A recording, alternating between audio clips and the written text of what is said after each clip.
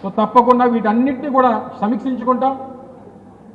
అసలు ఇవన్నీ మాట్లాడాల్సింది మీరు, ఆయన ఎందుకు మాట్లాడి నాకు అర్థం కావట్లా. వెళ్ళిపోయినటువంటి ఇన్ఛార్జ్ ఇవన్నీ మాట్లాడుతున్నా, నాకు అర్థం కాలేదు. జగన్మోహన్ రెడ్డి గారు పాదయాత్ర చేసినప్పుడు ఉన్నాడు ఆయన. జగన్మోహన్ రెడ్డి గారిని విశాఖపట్నంలో అక్కడ ఆ రోజు నిలుపుదల చేసినప్పుడు అడ్డుకున్నప్పుడు ఉన్నాడు ఈయన పార్టీలో. జగన్మోహన్ రెడ్డి గారు ఓదార్పు చేసినప్పుడు ఉన్నాడు ఈయన పార్టీలో. మరి ఏమీ లేనప్పుడు ఈయనకి ఎందుకు బాధ?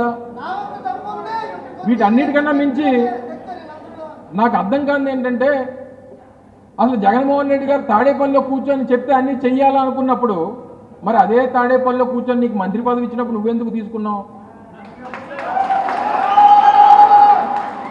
మరి అప్పటి వరకు కష్టపడినటువంటి ధర్మశ్రీ ఉన్నాడు, అప్పటి వరకు లాఠీ దెబ్బలు తిన్న అమర్నాథ్ ఉన్నాడు, 5 సంవత్సరాల పాటు కేసులు పెట్టించుకున్నటువంటి మేమందరం ఉన్నాం.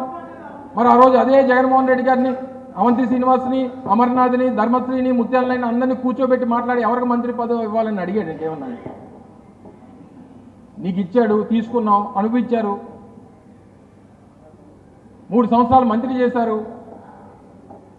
5 సంవత్సరాలు శాసనసభ్యులుగా ఉన్నారు. ఈ పార్టీ దయ వల్ల ఇష్టం లేకపోతే సైలెంట్గా వెళ్ళిపోవాల్సింది. మీకు వ్యక్తిగతంగా మీ అబ్బాయికి పెళ్లి చేయాలన్నారు, కాలేజీలు చూసుకోవాలన్నారు, నాకు అనేక ఇబ్బందులు ఉన్నాయన్నారు. ఉదయం చూస్తే ఫోటోలు చూసాం. ఇందాక ఎవరు చెప్పారు, ఎవరో ఇద్దరు స్థానిక శాసనసభ్యులు, మాజీ శాసనసభ్యులు ఇద్దరు చట్టపట్టాలు వేసుకొని హైదరాబాద్ ఎయిర్పోర్ట్లో ఇద్దరు దిగి నడిచి వెళ్ళిపోతున్నారు. ఉదయం చూస్తే అల్లు అర్జున్ గారు ఉన్నారు. అంటే ఇక్కడ ఎవరు అమాయకులు అనుకున్నారు, ఎవరు పిచ్చోళ్ళు అనుకున్నారు? ఇంత పెద్ద ఎత్తున ప్రజల్ని, నాయకుల్ని, కార్యకర్తల్ని ఇబ్బంది పెట్టి, మీకు తెలుసో లేదో ఫోటోలు ఇప్పుడు వచ్చాయి కానీ ఆయన కలిసింది ఎప్పుడో కలిశాడు. సో ఏదేమైనప్పటికీ వారు వెళ్ళిపోవడం అనేటువంటిది సమస్య కాదు, దానివల్ల పార్టీకి నష్టం లేదు, మీరెవరో దాన్ని పట్టించుకోవాల్సినటువంటి అవసరం లేదు. జగన్మోహన్ రెడ్డి గారు త్వరలోనే ఒక సమర్థవంతమైనటువంటి నాయకత్వాన్ని తప్పకుండా మీ అందరి సలహాలు, సూచనలు ఏవైతే మీరు ఇప్పుడు మాట్లాడారో అవన్నీ వారి దృష్టిలో పెడతాం. ఒక సమర్థవంతమైనటువంటి నాయకత్వాన్ని మీకు ఇచ్చి, ఎందుకంటే నాకు తెలిసి ఇప్పుడున్నటువంటి విశాఖపట్నం, కొత్త విశాఖపట్నం జిల్లాలో అత్యంత బలమైనటువంటి వైఎస్ఆర్ కాంగ్రెస్ పార్టీ క్యాడర్ ఉన్నటువంటి ఏకైక నియోజకవర్గం భీమిలి నియోజకవర్గం.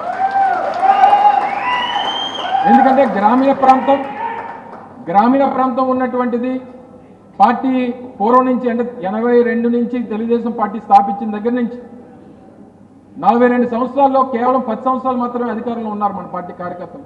2004-9 కాంగ్రెస్ పార్టీ రాజశేఖర రెడ్డి గారి హయాంలో, 2019-24 జగన్మోహన్ రెడ్డి గారి హయాంలో, మిగిలిన 32 సంవత్సరాలు ప్రతిపక్షం చూసినటువంటి వారు ఉన్నారు ఇక్కడ అందరూ కూడా.